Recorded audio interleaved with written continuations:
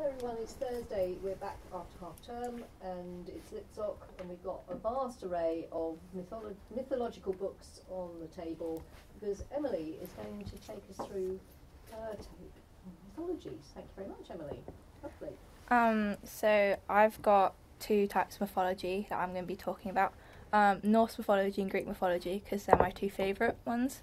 And one of the books that I got at the library was Norse Myths. This one, and it's very factual and it's got lots of the different myths from Norse mythology, and it's got at the back I have found it really helpful. It's got pronunciations as well, so that really helped me. But I read through it, and I'm going to talk about the tree, which is the world tree, which is called Yggdrasil. I think that's how it says it's pronounced, and it's basically a towering evergreen ash tree. And it has the 9 realms, and this is a tree, a photo of the tree. Oh wow! And it's got all the 9 realms that they believed in, and we know about this tree because it's an Epic poem called Voluspa, I think it's called, and it basically says about how the tree linked the 9 realms which formed the new universe. And the 9 realms are Asgard, Vanaheim, Alfheim, Jotunheim, Midgard, Svartalfheim, Niflheim, Muspelheim, and Hel. But also, some people say it's Hel, but there's also another one which is Nidavellir. Very hard pronunciations. And this one doesn't have Hel in it, but it does contain Hel.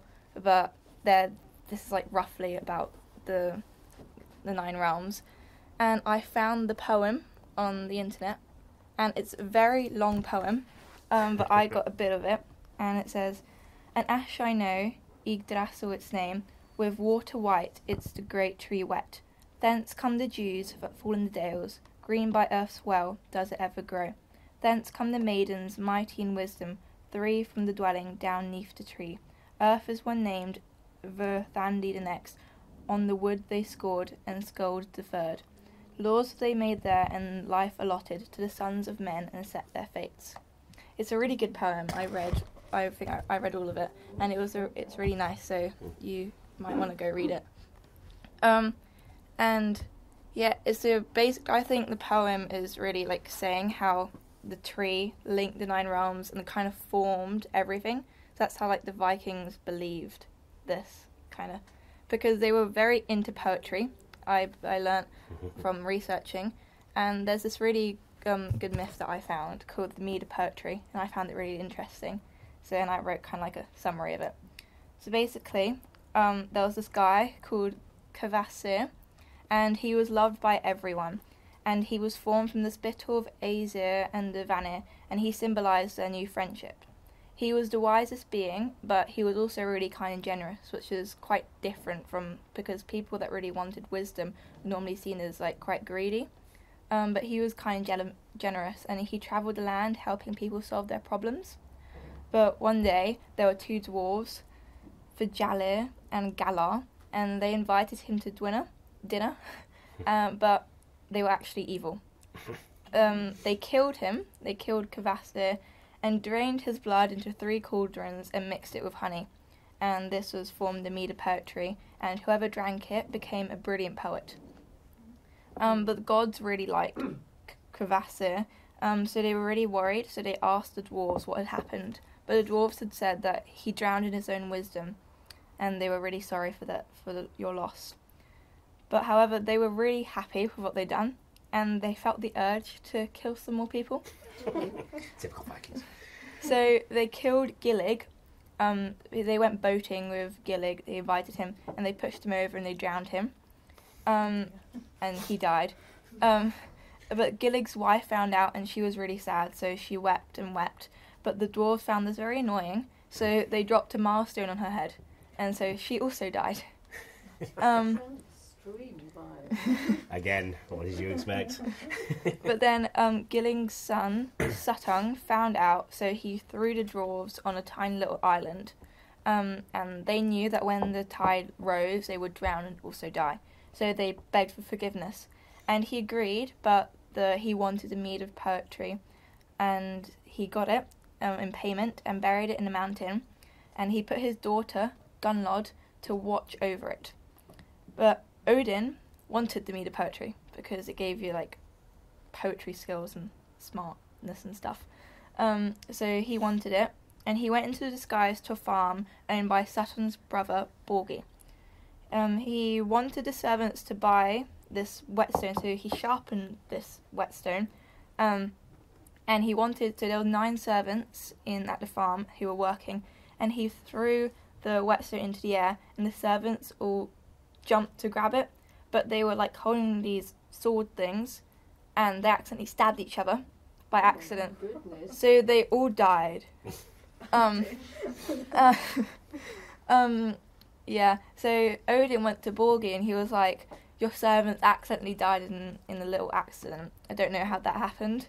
But he said that he'll do all his work, or Borgi's work, on the farm for a sip of the mead of poetry, because Borgi was Saturn's brother. And once he had done all the farm work, they went to Saturn, but Saturn said no.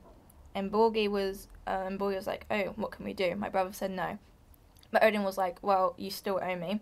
So Borgi had to drill a hole into the mountain where the mead was kept, and Odin transformed himself into a snake and slid down the hole. However, Borgi was really guilty because he just disobeyed his brother.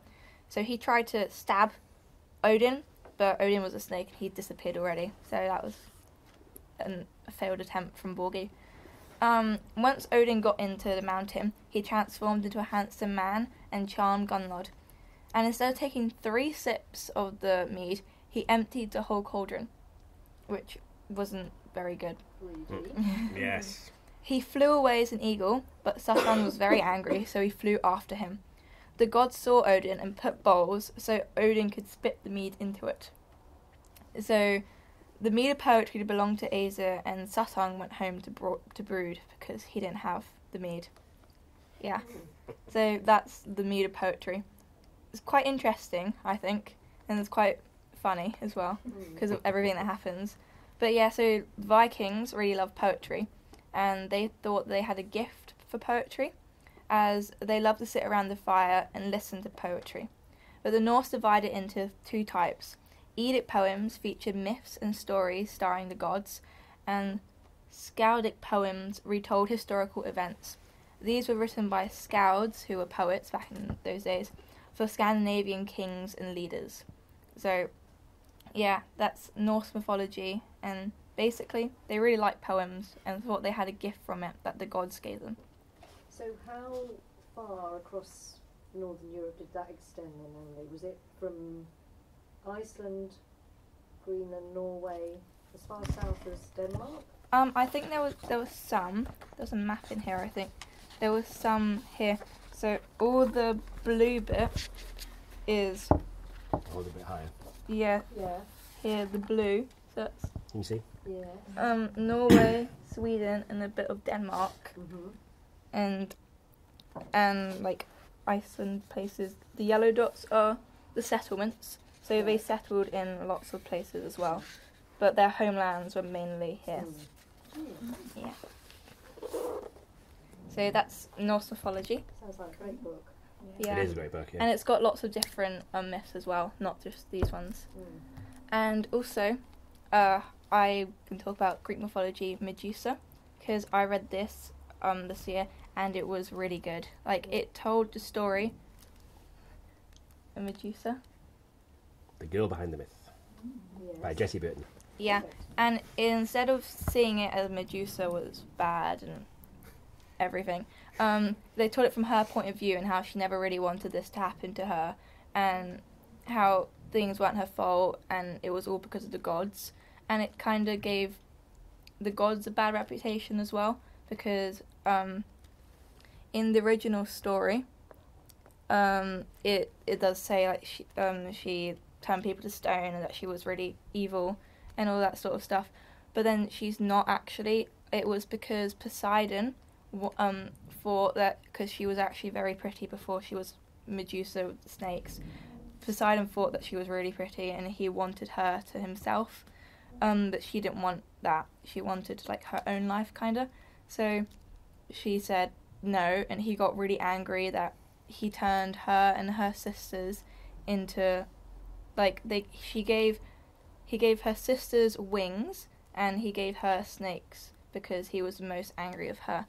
And this is one, because I think mythology can be like really put into different ways, because you don't really know, because Norse mythology, poems are put, they were said, they weren't written down, so because you had a gift for poetry and myths, so they would tell each other the myths instead of actually writing it down. So it's only by like sense of ear, and you never really know what's the original myth. You gotta just trust, they see all the different versions. So I think this is one of the versions for Medusa that I've heard. I'm gonna say I know a different version, so I was a bit confused when you said that. Yeah. So this one says, Medusa was one of 3 sisters, the Gorgons, but she was the only mortal one. Some versions say all 3 were born as monsters, but the predominant myths had them as gorgeous maidens. Medusa was so beautiful that Poseidon was crazy about her, but she didn't care about him. Poseidon turned her and her sisters into monsters, with live snakes covering their heads. Medusa kept her beautiful face, but everything else was so monstrous, and whoever dared to look into her face ended up being turned to stone. Perseus thus had a hard task. He asked Athena and Hermes for help, and 2 of them, together with the nymphs, provided winged sandals to fly him to the end of the world where the Gorgons lived, a cap that made him invisible, a sword, and a mirrored shield. The latter was the most important tool Perseus had, since it allowed him to see a reflection of Medusa's face and avoid being turned to stone. When he cut Medusa's head off, from the drops of her blood suddenly appeared 2 offspring, Pegasus, a winged horse, and Chrysaor, I think, a giant or a winged boar. It's believed that those 2 were Medusa's children with Poseidon. In any case, once he accomplished his task, Perseus flew back and escaped Medusa's sisters who tried to reach him. Later, Perseus used Medusa's head as a weapon in many occasions until he gave the head to Athena to place it on her shield. So, in this one, Perseus survives, but in other ones I've heard, Perseus actually gets turned to stone by Medusa. And this one, I really love how in the modern take on this, it really shows how she is an actual person as well. And Perseus was actually, it shows how they basically she lived in a cave and she wouldn't let him look at her. So she stayed on one side and he stayed on the other, and they never saw each other. And they started to grow like a really big bond together. But then when you think Perseus is a really nice guy, but they can never actually meet, otherwise he'll be turned to stone. But actually he could be really mean. Like if he sees Medusa, all his thoughts could change of her, because the whole time he's talking about how he's sent here to kill the Medusa and not her Medusa, because everyone calls her the Medusa, and she's just thinking that she's not the Medusa. Who's the Medusa? She's Medusa. It's her. She's not a thing. She's like a person. And also, I find a cool thing that her snakes actually talk to her, but also have their own thoughts and feelings as well. So like whenever she's feeling something, they're angry as well, and they're really hurt on her head, or like when they're happy, they'll act a certain way, which I find is a really cool thought about this. And like her daemons. Northern Lights. Like Northern Lights. Yeah. Her soul. I haven't really read. No, but yeah. A sort of, if they're conveying her, is it her feelings or their own feelings? They're kind of both, because they can feel what she's feeling, but they also have their own feelings at the same time. It's the soul. It's the element. The animal that manifests your personality, basically. Yeah. So snakes. And also there are really cool illustrations. Like this one's one of my favourite ones. That's great. That's great. And throughout the whole book, there are different types of illustrations of her and Perseus, and they also have dogs. And I just find it's a really nice book, just to showing how she also has feelings as well as just being this thing that everyone thinks she is. not just a monster. Yeah. More than a monster. Yeah, absolutely. Yeah. Caroline Great. Duffy wrote a fabulous poem called Medusa in her collection, The World's Wife, and she's really And someone's going to talk about it later. good. It's a fabulous poem. Yeah. So, Emily, the obvious question to ask you is, why do you... I mean, I think we all like mythology, don't we? But what do you like about Greek and Roman Norse mythology in particular? Well, I don't really like history, and I kind of think mythology is just different from history. It's not the exact... It's like stories that people have told, and I like reading. And so it's kind of seeing Norse and Greek mythology especially, because it's telling stories of what they thought. Like, I like Egyptian mythology, but it's not my favourite, because it's not the same as these really cool stories. Like, I don't really like how the things that they put, like, the head was like a cat's head, I think.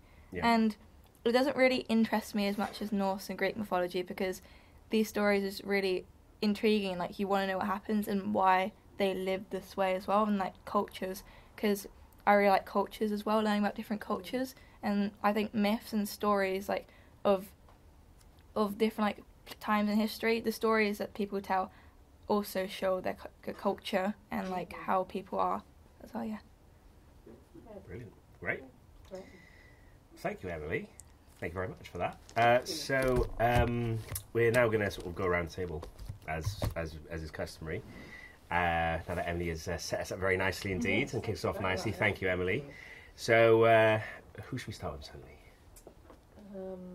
Has everyone brought something to talk about? Has everyone brought something to talk about? But don't worry. If you haven't, don't worry. There's enough of us. There's enough others of us who've got something to talk about. Eleanor, do you want to start? Because you've got your...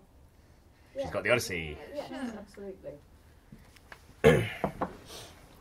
Okay, so I am a Class Civ student, so I have brought along the Odyssey. Well, no, actually, Mr. Humphreys gave me the Odyssey, which I am going to talk about today, because it is one of the things we do in the Class Civ course.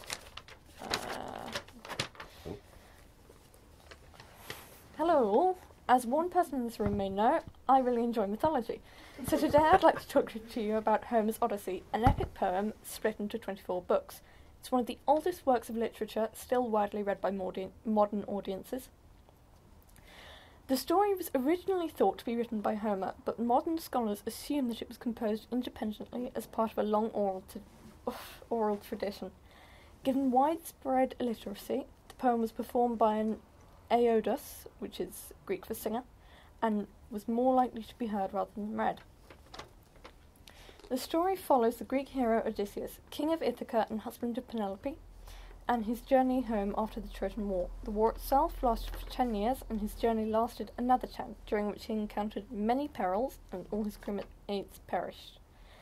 The entire poem is way too long to talk about here, so I'd like to talk about one of my favourite books, which is Book 9, in which our hero Odysseus encounters the Cyclops Polyphemus, and uses his intellect to escape with his life. After escaping the fearsome Cyclones and avoiding losing his purpose at the island of the Lotus Eaters, Odysseus lands at the country of the Cyclopses. Odysseus takes 12 of his men and sets out to explore the country, but, sensing danger, brings some incredibly strong wine. Upon arriving at the cave of the Cyclops, Odysseus, expecting a friendly host, lets his men rest in the cave. However, when the Cyclops Polyphemus returns to find Odysseus in his home, we learn that while the gods have no power over the Cyclops, they do have a taste for human flesh. And I quote, this is quite a long one because it is a Homeric simile, which Homer is famous for. Most of his similes are absolutely incredible and about a paragraph long.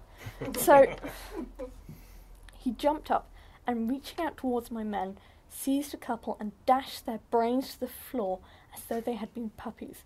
Their brains ran out on the ground and soaked the earth. Limb by limb he tore them to pieces to make his meal, which he devoured like a mountain lion, leaving neither entrails nor flesh, marrow nor bones. Wait, pretty gruesome? Polyphemus then sleeps, and when dawn arrives he leaves, trapping the men in the cave with the rock. But, while he is away, Polyphemus sharpens a staff to a point, and hides it within a cave. When the Cyclops returns, he kills 2 more, but Odysseus convinces him to drink the wine he has brought, and gives the false name of Nobody when asked by the Cyclops. While the Cyclops sleeps off the wine, Odysseus and his men lift the stake into the fire, and then seize the stake and twist it into his eye until the blood boiled up around the burning wood. Now the Cyclops is blinded, the men escape by hiding under sheep, when Polyphemus lets them out of the cave. They run to the ship. However, Odysseus' hubris is his downfall, and he tells the Cyclops his real name as they make their escape. This enrages the Cyclops, who begs Poseidon, god of the sea, to make it so that Odysseus comes home in a wretched plight, having lost all of his comrades, and let him find trouble in his home. And so begins Odysseus' Odyssey. All in all, I would definitely recommend giving this poem a read, as it is one of the 2 great works of ancient Greek literature. I feel that everybody should try it, if not for the sake of seeing Odysseus outwit many more monsters, then for Homer's incredible similes. Excellent. Thank you. Alright. What made you get into it in the first place? I have always really loved mythology. It was really a toss-up between Greek mythology with the Odyssey, or I could have done something on Egyptian mythology, but I just couldn't choose anything from Egyptian mythology. Yeah.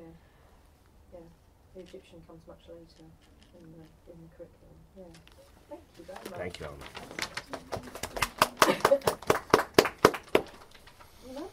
Yeah, sure.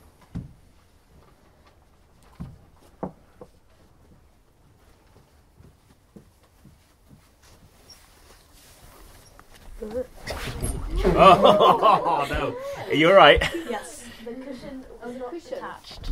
Oh yeah, it's very loosely attached. Best to come in from that side, people, if you can. Okay. Sorry. That's all right. It's fine. It's an accident. Could have happened to any of us. So, you okay? Yeah. Okay. Good. Good. Take your time. Yeah. So I'm not a big mythology reader, but I really do enjoy Greek mythology a lot. I just don't read a lot of it, other than like the Song of Achilles and the Percy Jackson series, but only the first series because that was the only one I liked. But I did read this book by Tanya Landman when she came and visited the school in like 2018 and 2019. And what's it called? It's called The World's Belly Button, and because there is actually a place in I think it might be in Greece where there's a big rock and it's supposedly the world's belly button. And I'll read the blurb. William Papadopoulos travels to a Greek island to meet his long-lost father. There he meets a talking swan, who is really Zeus, king of the gods, and he really needs William's help. The knot that ties the world together is slipping, and the planet is about to explode. Can they trick the Gordons and retie the knot before it's too late? So basically, it's about Zeus, who he did something stupid. I don't know what it was that made. Probably a few things, I think. Yeah, that made his wife, whose name has suddenly left me. Hera. Yeah, Hera. Yeah, that's it. And Hera took away all his like body morphing costumes, apart from this one. So he's stuck in a swan costume, and he goes to William and is like, I need your help. And and then William's a bit sceptical because he's supposed to meet his dad. And I think his mum, basically the way that his mum doesn't get a little bit suspicious about what's going on is that I think Zeus puts like a love potion on his long lost father and his mum, so that they spend the whole time just completely coerced with each other rather than worrying at all about William's safety. So they whip him out for a little while, and he writes a load of the myths, and it's really, really good. It's quite short because it's a children's book, and I really do recommend it if you're just looking for like a short read. And even though it is a children's book, it is just like really, really well written. She's a good author. Yeah, she is really good. That's all I really have to say. Okay, thank you. Thank you very much. Emily, have you read Loki? Louis Stowell, the Diary of a Wimpy Kid style, where basically he's sent it to a 12-year-old boy. Have you read it? Yeah. Did you like it? Yeah. Yeah, because it sounds a bit reminiscent of that. For those of you who don't know, it's Diary of a Wimpy Kid through a Norse myth lens. Loki by Louis Stowell. That's released earlier this year. So there you go. So there's another one if you like that sort of thing. Well, there's Dinah Wynne Jones' 8 Days of Luke, which is also Loki, but in a different sort of key, much older. Okay. Yeah. Who would be next? Miss Rio. Miss Rio?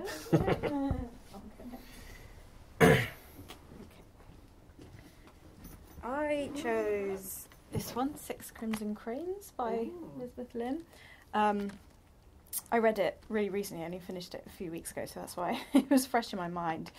But basically, this is sort of a retelling of the, is it the Six Swans?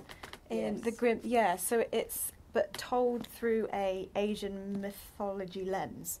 So it's a very interesting one, kind of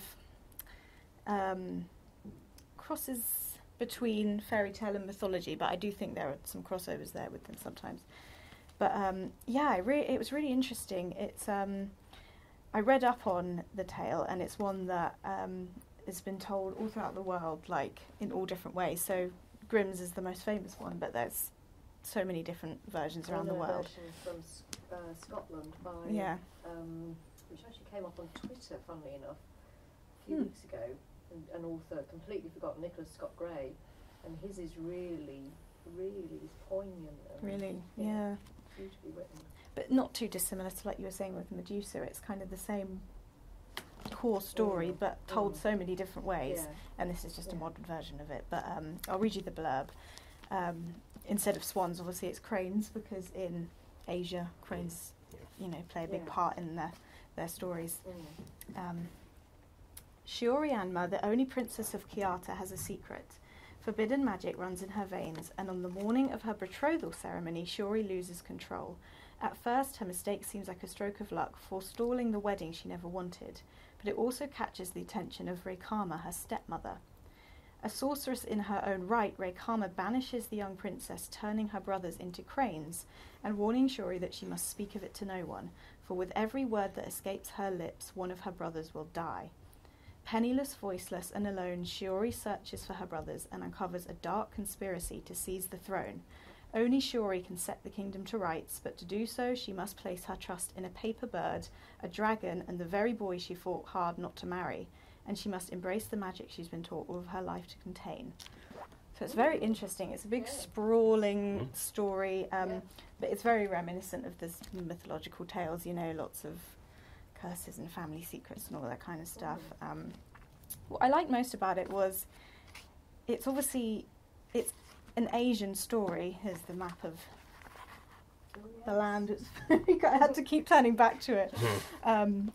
But it's not specifically anywhere in Asia. It's kind of takes a bit from everywhere, which was quite interesting. It's sort of a mythological kingdom that she's created. But I could pick up on little things like the food. There was some that is from Japan, some is from Korea, some is from and the costumes and things like that. So it was a really interesting take on that, I think, which mythology does a little bit. It kind of takes a bit from everything and kind of makes this big tale. So that's really cool. You might like it if you like mythology, but it was really good. I liked it a lot. I mean, it's only YA, so it's not.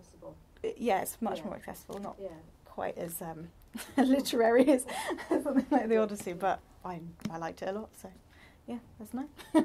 Fantastic. I'll leave it there if anyone wants to get it out. Thanks, Mr. Rio. Sounds very interesting. It was good. Who wants to go? Who else? Maybe I can go. Annie? Is it okay if I go? Of course. Sorry, Dahlia. thank you. Yes, of course. Lovely to see you. Thank you. Always welcome, Dahlia. Always welcome. So I really enjoyed this week because I absolutely love Greek mythology, and my first name Penelope has obviously got the origins there as well. So I think my parents must have been a fan as well. I chose Medusa by Caroline Duffy. As Miss Huntley said. Sorry, I preempted you. No, you gave me a good introduction to it. So the poem is part of Caroline Duffy's collection, The World's Wife, and in that collection she gives voices to lots of different characters and women. One of them is a poem about Anne Hathaway as another example. Duffy was one of my favourite poets at school, and I always enjoyed her poetry. I think she was Havisham, wasn't she? I think that was my favourite as well. So she's a little bit dark, but it's all really accessible as well. So in Duffy's poem, she talks about Medusa, and again she humanises her, which is quite a change from presenting her as a villain. And by the end of the poem, you actually feel quite sorry for her at the end. So it's quite an old poem. It's 1999, but I do think it's quite timeless in that it gives another angle to this really incredible character. If you do like this character, Clash of the Titans, the film is one of my favourite films, and she features quite a lot in that. The different version of Medusa is that it was actually the goddess Athena that cursed her with the snakes. She was actually jealous of the relationship with Poseidon, so that was another interpretation of how Medusa came to be. Was that the version you had heard? Yes, that's it. So I'll read just a little bit. The end of the poem, I'll just read the last stanza. So in the poem, Medusa is talking to Theseus, and the poem is just really talking about how she's being changed and how she's almost coping with becoming a monster. And she's just addressing the man that she loves in it. And the poem concludes, "And here you come, with a shield for a heart, and a sword for a tongue. And your girls, wasn't I beautiful? Wasn't I fragrant and young? Look at me now." And with an ending like that, you just can't help but feel quite sorry for Medusa by the end of it. Absolutely. So, fabulous poem and fabulous collection. So that's in The World's Wife by Caroline Duffy, and well worth a read as well. Thank you. So I keep it short and sweet, though. Yeah, very short and sweet. Thank you. Thank you. Thank you. Hannah, have you got something? Yeah. So I've got 1,000 Ships by Natalie Haynes. She also wrote Pandora's Jar, which I've read, and it's really good. This is a retelling of the Trojan War, but it only focuses on women. I mean, the Trojan War has been retold so many times, but still, I feel like she really brought something new to it. Like I said, she retells it from the perspective of women, and it's got my favourite flawed characters. Just like really humane view, and women not being perfect, but being driven by emotion or love for their family and doing quite terrible things sometimes. It's also got a bit of humour. It's got it opens with a muse making fun of a poet, so I like that. What else was I going to say? It deals with time quite well, because I feel like that's quite difficult with mythology. You already know the ending. It's such famous stories often. She follows different timelines simultaneously, but they're not all going on at the same time. Some are when the Trojan was over, some before it started. And you really get a feel that instead of time being what powers the book, which happens in thrillers and stuff, I guess, it's just the emotion of the women really all throughout. So I definitely recommend it. And if you liked this one, read Pandora's Jar, because it's more academic, I guess, but really gives a different take on mythology, because the women in mythology are great, and it's unfair that they're so often forgotten about. Of course, 1,000 Ships. What's that title? Tell us a bit more about that. Helen is the face that launched 1,000 Ships. It's got an interesting take on, it was never really about Helen. It's about humans' need for humankind whatever need for violence or whatever, and then she goes, no, it's men's need for violence, which is debatable, but it's definitely makes you think. Yeah. Yeah, so, it's good. It sounds like they put her in the spotlight, as you were saying, and they're foregrounding the women. Oh, so. it's not really about Helen though. About other women that were involved. Oh yeah, definitely. I really like the character of Cassandra because you all know the Cassandra character. Yeah, it's really sad, and yet there's some hope in there. So yeah, she's a great writer. Definitely read this. Thanks. All right. Thank you, Hannah. Thank you. Yeah, it's just you and me now, isn't it? I think. Right. So I've got one that's very close to my heart and my ancestry, my roots. I've got the Mabinogion, which is Welsh mythology. Okay, and it's fantastic. The things that you've got dragons involved, you've got witches involved, you've got magician whose feet must lie in the lap of a virgin, you've got hanging a pregnant mouse, you've got hunting a magical boar, all sorts of crazy, wacky, wonderful stories. But the one I want to focus on is the story of, and I might be butchering the pronunciation here, Bloddied? Has anyone heard of the Owl Service by Alan Garner? Has anyone read, apart from Miss Huntley, has anyone read the Owl Service by Alan Garner and Miss Rio? Library. You've just taken it out of the library. Anyone else heard of it? Well worth seeking out. It's a former Carnegie Medal winner. Oh yeah, before I forget, just to deviate a bit, the Carnegie winner is announced this time next week. So we must set aside some time in Litsoc to talk about the Carnegie Medal winner. When is the winnings? Sometime this month. Sometime this month. We need. All right, we'll check. Yes. We'll check. But anyway, I'll reveal why I asked that in a second. So basically, Bloddied, she was created out of flowers, essentially. There's this sort of Welsh nobleman king, and he's lost his wife, so they create a wife from him out of flowers. They took the flowers of the oak, the flowers of the broom, and the flowers of the meadowsweets, and from these they conjured up the fairest, most beautiful maiden that anyone had ever seen. And they baptised her in the way they did at that time and named her Bloddied. Now, and that basically means flower face.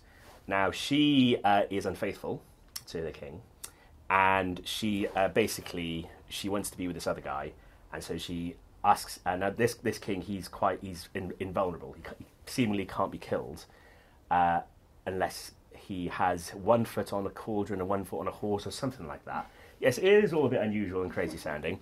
But anyway, so she tricks him into revealing that and kills him, but she then gets punished for it. And I'll reveal to you how she gets punished exactly. Then Gwydion, so Gwydion's one of her makers, caught up with her and said to her, I will not kill you, I will do worse. Namely, I will release you in the form of a bird, he said. And because of the shame you have brought upon sorry, very Welsh here, Llŷ Llaw Gyffeth, and you will never dare show your face in daylight for fear of all the birds. And all the birds will be hostile towards you. And it shall be in their nature to strike you and molest you wherever they find you. You shall not lose your name, however, but shall always be called Bloddied. Bloddied is owl in today's language. Okay, so it changed. And for that reason, the birds hate the owl. And the owl's still called Bloddied. Now, in the owl service... You're making her into owls and she wants to be flowers. Yeah. And, of course, she thinks she's an owl, but she's supposed to be flowers. But anyway, there's a whole another story around the owl service. It's a very beautiful book. But it stems from the Mabinogion, and it's it's obviously not as well known as Norse myths or Greek myths or Egyptian myths, but it certainly is. I'll just give you a little flavour there, and some of the unusual stories, and of course, there's Arthurian myths and legends come from Wales as well. So there's a very rich tapestry of mythology stemming from Wales. So so the Mabinogion is my one. So yeah, Wales is certainly not short of its own heritage, literary heritage. Okay, thanks, Eleanor. Okay, well, I shall follow on from that. I was going to do something different, but I will follow you. Okay, I'm coming back to what is really strictly Wales, but actually is seen as the Matter of Britain.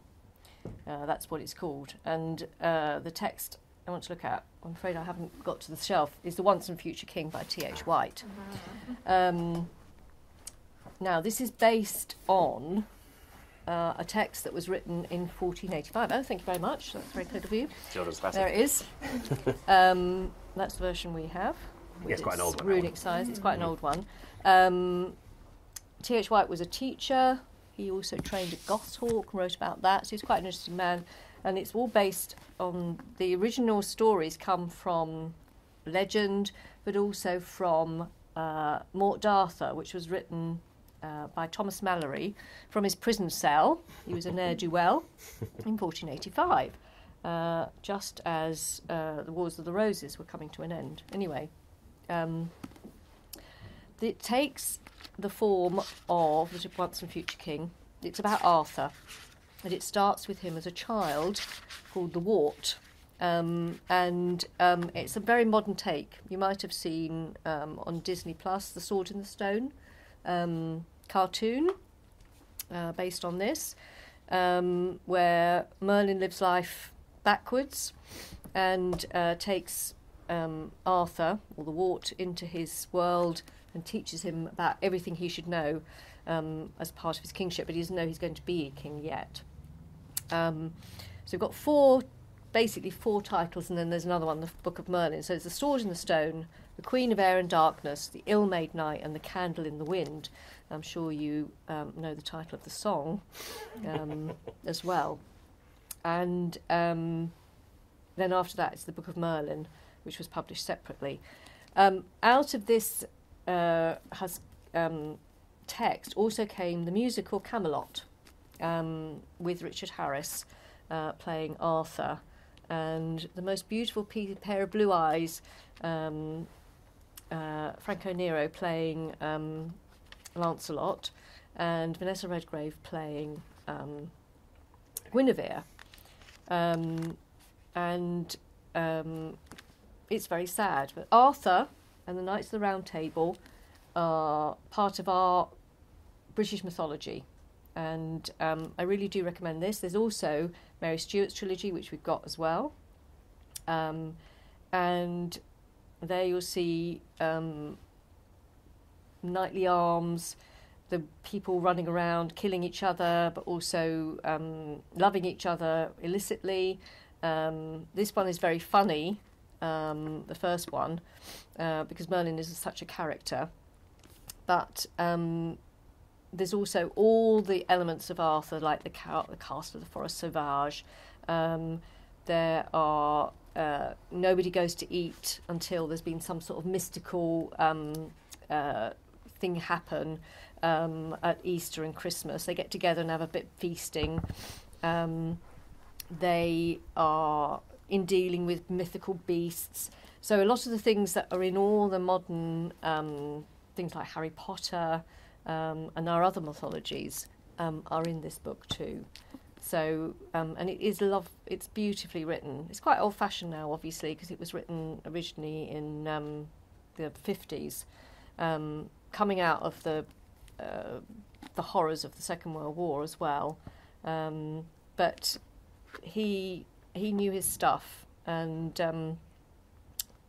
it's the modern take on Arthur, of which there are many other texts from the medieval period. So, The Matter of Britain, The Once and Future King. Universally appealing, the Arthurian. We've all heard of the Round Table, the Sword and the Stone, and Merlin, and so I mentioned that there's some in here, but you've gave a few other examples, but you might have come across some other examples. I can think of Philip Reeve. He did author of Mortal Engines. He did one called Here Lies Arthur, which was about the Arthurian myths. Maybe you can Kevin think of some Crossley others. Holland. Yes, Kevin Crossley Holland did one as well. Can anyone think of any others? Anyone come across any other King Arthur, Arthurian modern retellings? There's plenty of them. Plenty of them. John Steinbeck's is fabulous. Mm-hmm. Mark Twain. Mark Twain. Yeah. Connecticut Yankee at King Arthur's Court. Yeah, absolutely. I know Henry VIII's brother was called Arthur, and he was named after King Arthur. Ah, yes, very, very true. Yeah. Which is quite interesting. It's like we would name people Athena and Penelope and stuff like that based on mythology, and they were doing that. Yeah. In the Tudor times, because he was. And of course, the Round Table was repainted by Henry VIII for a. Yeah, he bought it for display. Yeah, that's right, and it's in Winchester, Winchester Great Hall. Yeah, absolutely. He thought was the real Round Table, because we don't know if it's true or not. But I didn't know that that's why he was called Arthur. But it's quite interesting. At a significant moment, they found the graves of Arthur and Guinevere at Glastonbury. So there's all that mythology around Glastonbury too. and sort of mythology and also mysticism. So yeah. There's lots of different films versions as well, but this is not my favourite, but certainly one of the great texts about Mary Arthur Stuart's your favourite, is it? Mary Stuart's my favourite. Mrs. Foster's is yeah, fun. I was going to say Mrs. Foster did that Litsoc on Arthur. If only we had filmed that. Did. But yeah, there's too many to go into. It does deserve a Litsoc. Yeah. It's all about all your theory. Yeah, absolutely. So. Brilliant. Thanks for that, Great. Lee. Pleasure. Should we give Miss Emily? Should we give Emily a round of applause for? Thank you, Emily. Fabulous start. Yeah, lovely. Thank you very much. Thank you. So, Litsoc will return next week. Yes, we've only got a couple left, so not long now. Yeah, so we'll see you all next week. Yeah. All right. Thanks for watching. Bye, everyone. Bye. Bye.